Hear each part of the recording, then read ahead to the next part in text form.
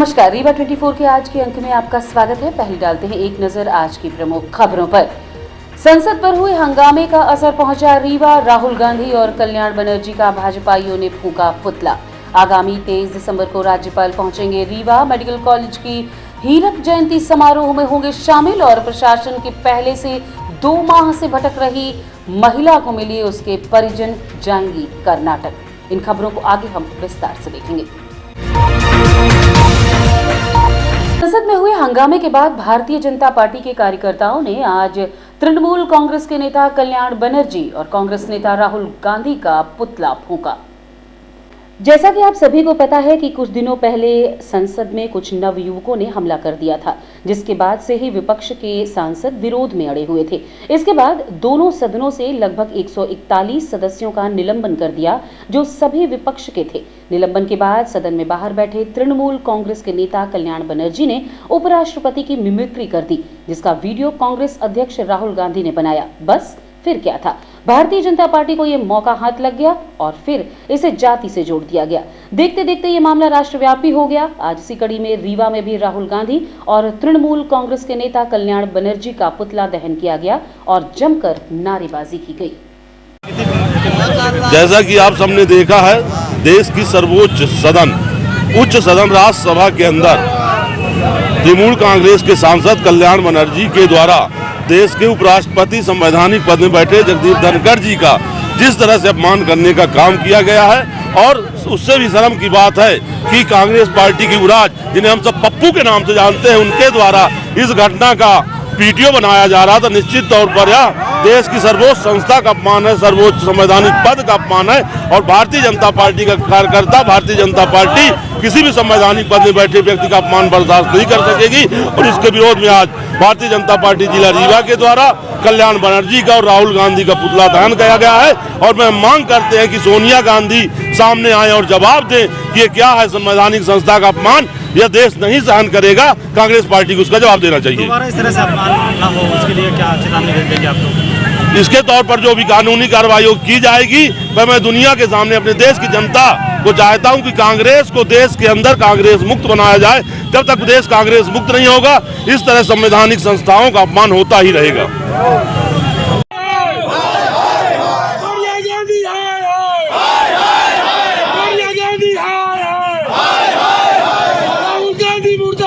ढिगाहा मोहल्ले में कपड़े की दुकान में शटर काट करके चोरी करने का मामला प्रकाश में आया है।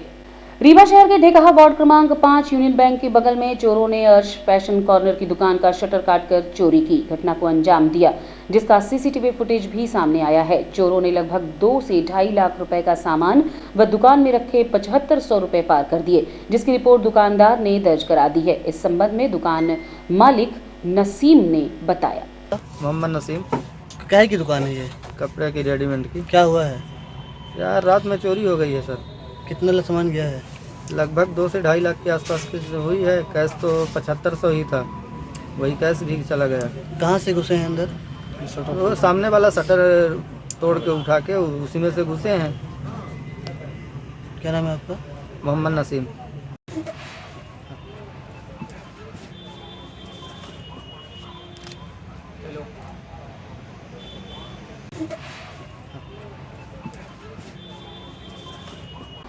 आपसी विवाद के चलते दबंगों ने युवक के साथ जमकर मारपीट की है, जिसका सीसीटीवी फुटेज सामने आया।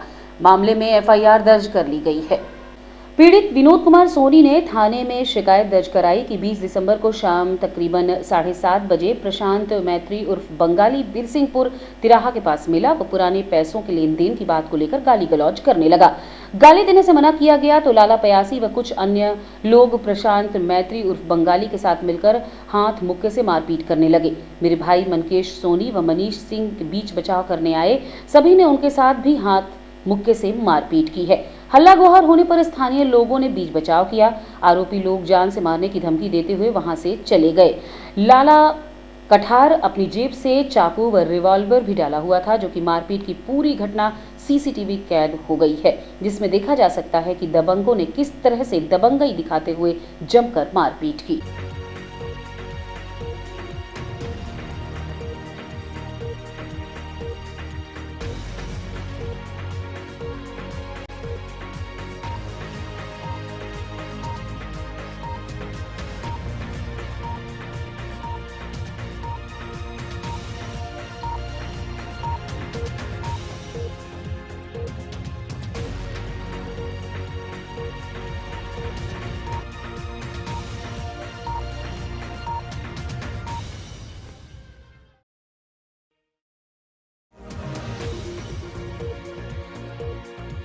जगतगुरु शंकराचार्य आज सुमन वाटिका पहुंचे, जहां राजनीति में धर्म के प्रवेश सहित कई मुद्दों पर उन्होंने बातचीत की। जगतगुरु शंकराचार्य अविमुक्तेश्वरानंद बीती शाम रीवा पहुंचे। उन्होंने सिमरिया विधायक अभय मिश्र के गुड़हर स्थित सुमन वाटिका में रात्रि विश्राम किया। गुरुवार की सुबह शंकराचार्य से मिलने उनके अनुयायी पहुंचे, जिनसे मिलने के बाद जगतगुरु शंकराचार्य ने सुमन वाटिका में स्थापित राजराजेश्वरी त्रिपुर सुंदरी मां की पूजा अर्चना की। इस दौरान सिमरिया के पूर्व विधायक नीलम मिश्रा, उनके पुत्र अधिवक्ता विभूति नयन मिश्र, बहू डॉक्टर अमृता मिश्रा मौजूद रहीं। पूजा अर्चना के बाद गौ माता को राष्ट्र माता का दर्जा दिलाने का संकल्प दिलाते हुए गौ रक्षा की शपथ दिलाई। पत्रकारों से चर्चा करते हुए जगतगुरु शंकराचार्य ने राजनीति के धर्म में प्रवेश के साथ साथ साधु संतों के द्वारा राजनेताओं के पक्ष में भाषणबाजी सहित संस्कृत भाषा के संबंध में चर्चा की। तो जिस देश में मूल ही संस्कृत हो, उस देश में संस्कृत की उपेक्षा हो रही है और इसीलिए भारत इंडिया बन गया, अब न्यू इंडिया बनने के कगार पर है, लेकिन भारत से भारतीयता खो गई है, खोजना पड़ता है आज। इसलिए भारत में भारतीयता को अगर बचा के रखना है, उसको संवर्धित करना है और उसका लाभ लेना है, तो भारत को संस्कृत भाषा का फिर से अध्ययन अध्यापन शुरू करना पड़ेगा। देश की जनता राजनीतिज्ञों को स्वरूप क्या कहना चाहिए? राजनीतिज्ञ सक्षम हो और भारत की भारतीयता को वो समझें और समझ करके विभिन्न रूप व्यवस्था बनाएं, यही हम कहना चाहेंगे। हमारे देश के जो राजनीतिज्ञ वर्तमान में दिखाई दे रहे हैं, अधिकतर उनमें से पाश्चात्य संस्कृति के पिछलग्गू हो गए हैं। देश में कुछ करना होता है तो अपने यहाँ से प्रतिनिधिमंडल बना करके विदेश भेजते हैं कि जाओ देख करके आओ, जैसा वहां है वैसा यहाँ कर दो। तो ये हम समझते हैं कि ये भारतीय संस्कृति के प्रति उनके आत्मगौरव की कमी है।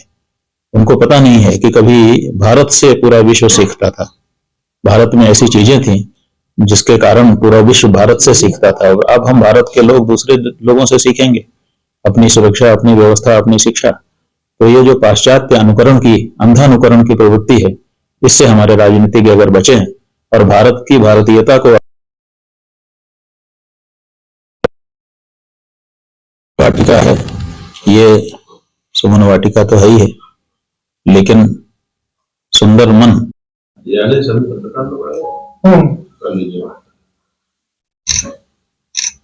मध्य प्रदेश के राज्यपाल का रीवा आगमन होने वाला है।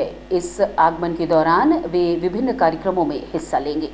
मेडिकल कॉलेज की हीरक जयंती के अवसर पर 23 दिसंबर को राज्यपाल के द्वारा नवीन भवन का लोकार्पण किया जाएगा। साथ ही अन्य कार्यक्रमों में शामिल होने के बाद अवधेश प्रताप सिंह विश्वविद्यालय के दीक्षांत समारोह कार्यक्रम में भी हिस्सा लेंगे।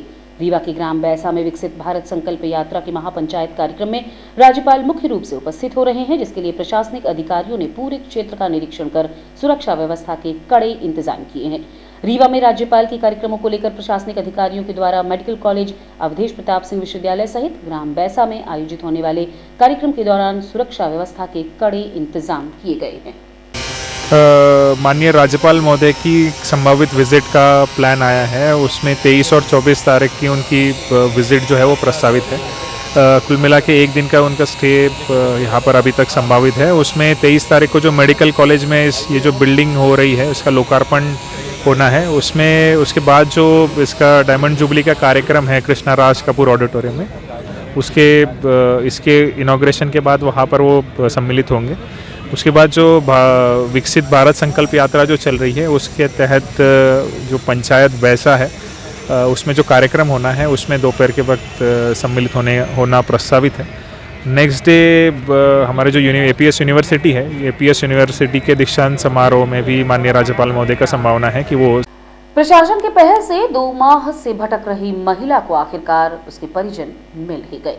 इस पूरी घटना को लेकर एसडीएम शैलेंद्र सिंह ने बताया कि कर्नाटक के बागलकोट की रहने वाली 50 वर्षीय तैयबा आर पेंची नामक महिला मऊगंज की सड़कों पर भटक रही थी, जिसे मऊगंज कलेक्टर के द्वारा रीवा प्रशासन को सौंपा गया। रीवा प्रशासन ने महिला को सुरक्षित वन स्टॉप सेंटर में रखा और इस दौरान उसके परिजनों की तलाश शुरू की गई, लेकिन अपने परिजनों के संबंध में महिला कुछ भी बता पाने की स्थिति में नहीं थी। एसडीएम शैलेंद्र सिंह ने बताया कि महिला की भाषा कर्नाटक क्षेत्र की थी। इसके बाद कर्नाटक प्रशासन से संपर्क करते हुए 2 महीने के बाद उसके परिजनों का पता चल गया और इस बात की पुष्टि भी हो गई कि तैयबा आर पेंची नामक महिला कर्नाटक के बागलकोट की रहने वाली है। प्रशासनिक आधार पर संपर्क के बाद आज प्रशासन अधिकारियों ने कर्नाटक से रीवा पहुंचने के बाद रीवा प्रशासन से महिला को उनके सुपुर्द कर दिया है। कि हमें इन्फॉर्मेशन दीजिए बोले थे, तो मैंने उनसे बात करने के बाद पता चला ये हमारी स्टेट की यानी कि कर्नाटक का बागलकोट डिस्ट्रिक्ट की स्टेट की चित्रबानकोट जिनका विलेज है वहीं से है ये औरत, हमको मालूम हुआ। तो हम लोगों ने वन स्टॉप सेंटर से कांटेक्ट किए, तो ये जैसे उन्हें लेने आइए, उनके घर पहुंचा दीजिए, तो ताकि उनके घर सेफ से चली जाए। तो हम कर्नाटक की वो women and child welfare department के ये आदेश कि आप उन्हें ले आइए, तो हम यहाँ पर आए थे। आज उनको लेने आए? हाँ। कितनी उम्र है इनकी, कहाँ कैसे, क्या नाम क्या है? इनका तो तायव्वा है, तायव्वा, हस्बैंड का नाम सुरेश है और सरनेम होता है आरबेंची। लगभग 50 की एज की होगी ये महिला। इनका पति पिछले 2 माह से एक तैयब्बा अरबेंची नाम की महिला हमारे मऊगंज कलेक्टर के थ्रू हमारे पास आई थी। तो हमने उसका गूगल ट्रांसलेट करके उसकी लैंग्वेज समझ के उसे घर का पता लगाया और वहाँ के वन स्टॉप सेंटर से संपर्क करके इन्हें बुलाया। ये 16 तारीख को हमारे यहाँ आ गई हैं। अब आज इनको लेके वापस अपने उससे गृहग्राम लेके जा रही हैं। आप लोगों ने लैंग्वेज के माध्यम से बातचीत किया होगा वहाँ कि उसकी लैंग्वेज अलग थी, कन्नड़ थी, जो कि हमें समझ नहीं आ रही थी। फिर उसकी लैंग्वेज को गूगल ट्रांसलेट में ट्रांसलेट करके। देखिए, मऊगंज जिला जब से नया बना है वहाँ पे ये महिला हमें मिली थी, तायप्पा अरपांचे इन्होंने अपना नाम बताया था। और ये लेडी यहाँ वहाँ भटक रही थी, तो वहाँ से कलेक्टर साहब ने हम लोगों को निर्देशित किया, क्योंकि वन स्टॉप सेंटर हमारे यहाँ पे है रीवा में, अभी मऊगंज में अलग से नहीं बना है। हम लोग 2 महीने से इस महिला की देखरेख कर रहे थे। थोड़ा सा मेंटली भी उतना स्टेबल उस समय नहीं थी, लेकिन धीरे धीरे जब एक अच्छे माहौल में रहने लगी हैं तो काफ़ी कुछ इन्होंने अपने बारे में बताया, अपने घर परिवार के बारे में बताया। फिर हम लोगों ने प्रयास किया, वहाँ के पुलिस कमिश्नर सर जो हैं और वहाँ के जो एसपी सर हैं, वहाँ का जो प्रशासन है, उन्होंने आगे बढ़ के मदद की और बहुत ही सपोर्टिव मैनर में अपने स्टेट की महिला को, जैसा वन स्टॉप सेंटर हमारे यहाँ है वैसी तरह की व्यवस्था वहाँ भी है, वहाँ से वो लोग यहाँ आए हैं। और बड़ी खुशी की बात है कि आज वो महिला को लेके अपने साथ वापस कर्नाटका लौट रहे हैं।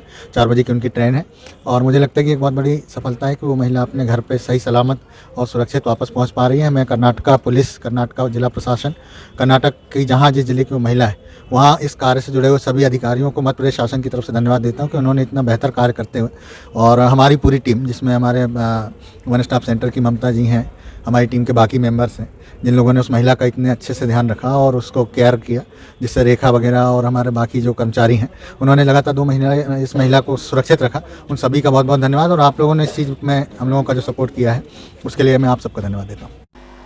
जिला प्रशासन व सामाजिक संगठन द्वारा गरीब परिवार की छात्रा की पढ़ाई के लिए मदद का हाथ आगे बढ़ाया गया। एसडीएम शैलेंद्र सिंह ने अभ्युदय उपकार फाउंडेशन की अनामिका को फोन करते हुए बताया कि एक बच्ची जो कि बीएड कर रही है, जिसका नाम महिमा सतनामी है, जो कि पढ़ने में काफी अच्छी है, गोविंदगढ़ की रहने वाली है।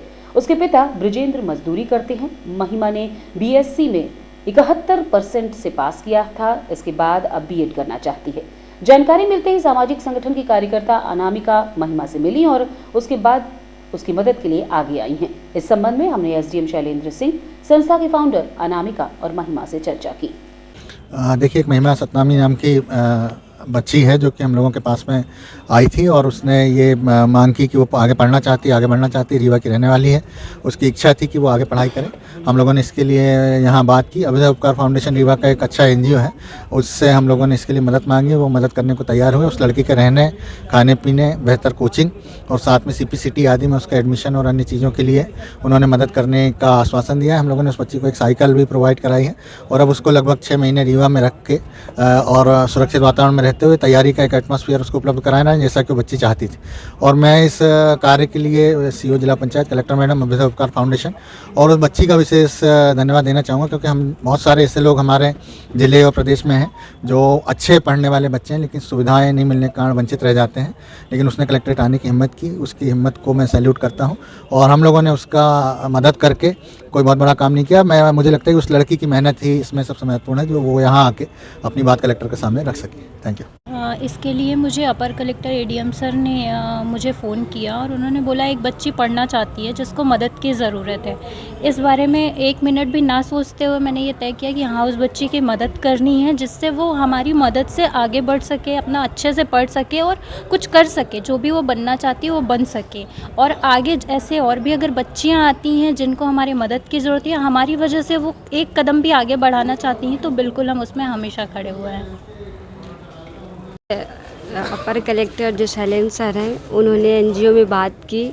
मैंने उनको बताया कि मैं बीएड कर रही हूँ, फाइनल ईयर है मेरा। मैंने अपनी प्रॉब्लम बताई और उन्होंने मैम अनामिका शुक्ला मैम से उन्होंने मेरे लिए बात की। ये एक एनजीओ चलाती है जिनमें बच्चियों को आगे बढ़ने में मदद करती है, उनको हॉस्टल दिलाती है और पढ़ने के लिए कोचिंग ज्वाइन करवाती है।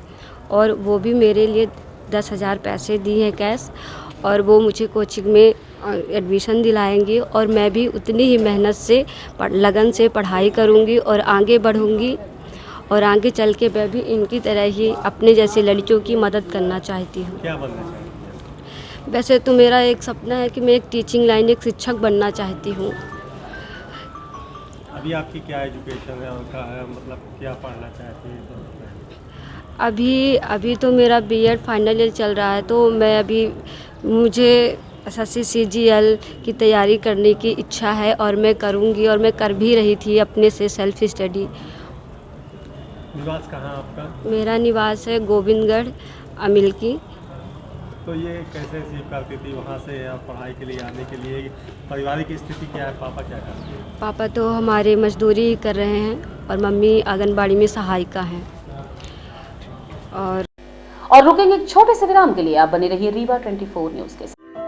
हड्डी जोड़ एवं रीढ़ रोग तथा स्त्री रोग एवं प्रसूति रोग का इलाज एक ही छत के नीचे। विघ्नहर्ता hospital and trauma centre, hotel landmark के पास, रतहरा, रीवा। डॉक्टर संतोष सोनी, पूर्व चिकित्सक, बॉम्बे हॉस्पिटल, मुंबई। हड्डी जोड़ एवं रीढ़ रोग विशेषज्ञ, छोटे चीरे एवं दूरबीन विधि द्वारा हाथ तथा पैर की हड्डियों का ऑपरेशन। गठियाबात, जटिल एवं बिगड़े हुए फ्रैक्चर का बेहतर इलाज करते हैं डॉक्टर संतोष सोनी। विघ्नहर्ता हॉस्पिटल ट्रॉमा सेंटर में ही स्त्री एवं प्रसूत रोग विशेषज्ञ डॉक्टर शैलजा सोनी भी उपलब्ध हैं, जिनकी देखरेख में नॉर्मल डिलीवरी, सिजेरियन ऑपरेशन एवं बच्चेदानी से संबंधित ऑपरेशन की बेहतर सुविधा। संतानहीन दंपत्ति तत्काल संपर्क करें। विघ्नहर्ता hospital and trauma centre, hotel landmark के पास, रतहरा, रीवा। सुविधाजनक एवं सफल इलाज हेतु आज ही संपर्क करें। विघ्नहर्ता hospital and trauma centre, hotel landmark के पास, रतहरा, रीवा। मोबाइल नंबर 7828781983 अथवा 8462956774 पर।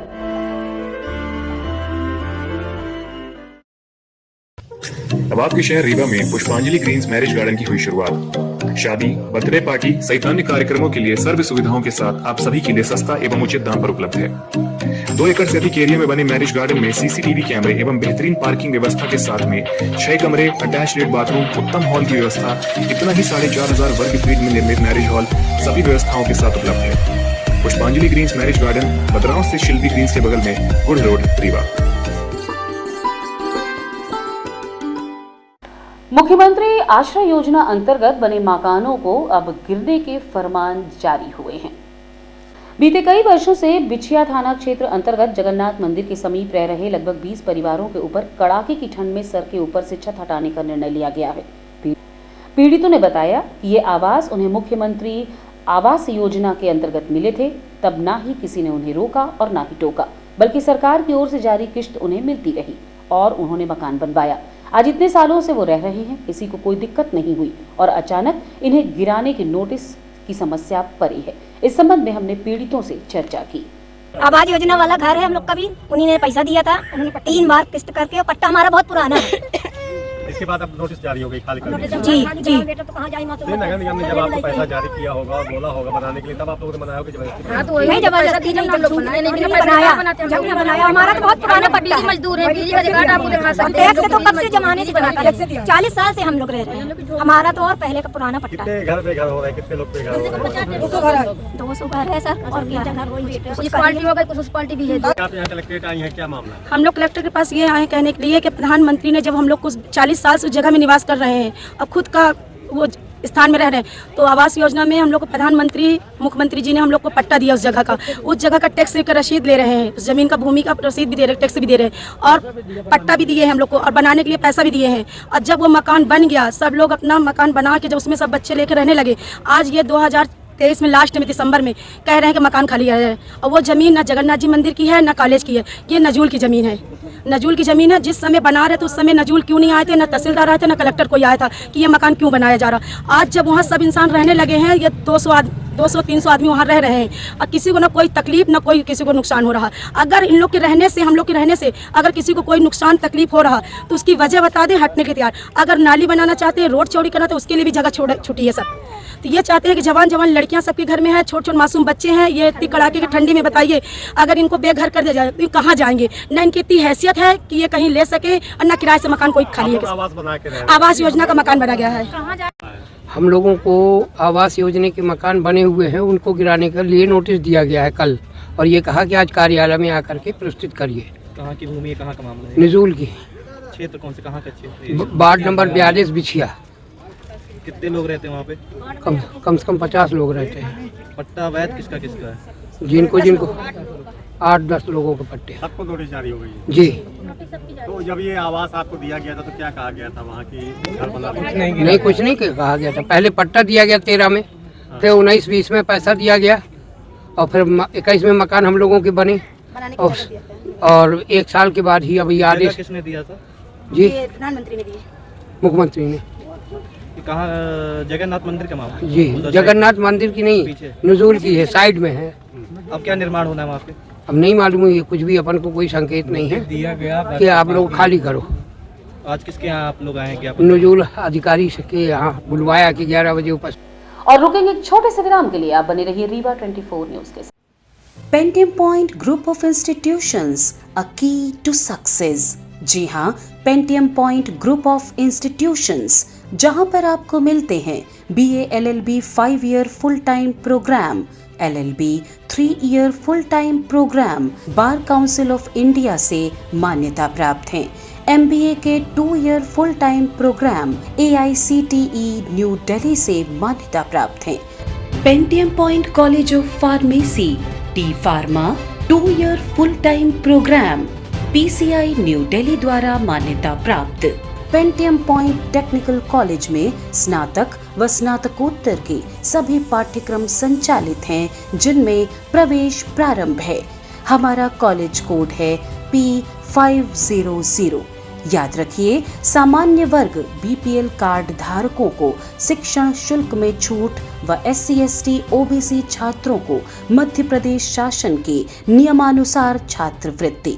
आप संपर्क कर सकते हैं हमारे हेड ऑफिस में, जो है हेड गेवार नगर, रेडियो कॉलोनी के सामने, रीवा, और कॉलेज कैंपस में, जो है करहिया सिमरिया रोड और हरदी सिमरिया रोड, रीवा में। अधिक जानकारी के लिए हमारे फ़ोन नंबर पर संपर्क कर सकते हैं। हमारा फ़ोन नंबर है 07662438035। मोबाइल नंबर पर भी संपर्क किया जा सकता है, जो है 9992084339। हाल ही में मध्य प्रदेश सरकार द्वारा पब्लिक एड्रेस सिस्टम के लिए नई गाइडलाइन जारी की गई है, लेकिन फिर भी लोग उसका पालन नहीं कर रहे हैं और मनमाने तरीके से डीजे, लाउड स्पीकर आदि बजा रहे हैं। इस संबंध में आज हमने SDM अनुराग तिवारी से चर्चा की। देखिए, अभी जो हाल में ही गाइडलाइन आई है और कलेक्टर महोदया द्वारा भी अभी निर्देशित किया गया है सभी डीजे और मैरिज गार्डन्स को कि यदि 10 बजे के बाद एक लिमिटेड साउंड में भी यदि साउंड बजाया जा रहा है तो वो भी गलत है। 10 बजे के बाद पूर्णतः प्रतिबंधित है और सामान्यतः 75 डेसिबल के की सीमा से यदि बजाया जा रहा साउंड है 10 बजे के पहले भी, तो वो भी गलत माना जाएगा। ऐसा अभी आपके द्वारा संज्ञान में लाया गया है कि मेडिकल कॉलेज में जो फंक्शन चल रहे हैं, हीरक जयंती समारोह चल रहा है, उस दौरान साउंड तेज़ी से बजाया जा रहा है, तो वो भी नियम के दायरे में है। जो भी संस्था या विभाग यदि ऐसा करता है और यदि ये साक्ष्य पाए जाते हैं कि गलत कर रहे हैं, तो निश्चित रूप से नोटिस जारी किया जाएगा। साइलेंट जोन कहलाता जहां आपके घर में बेच दिया जी, हॉस्पिटल साइलेंस जोन है, और यदि उनके द्वारा ऐसा किया जा रहा है तो उसको संज्ञान में हम लोग लेंगे।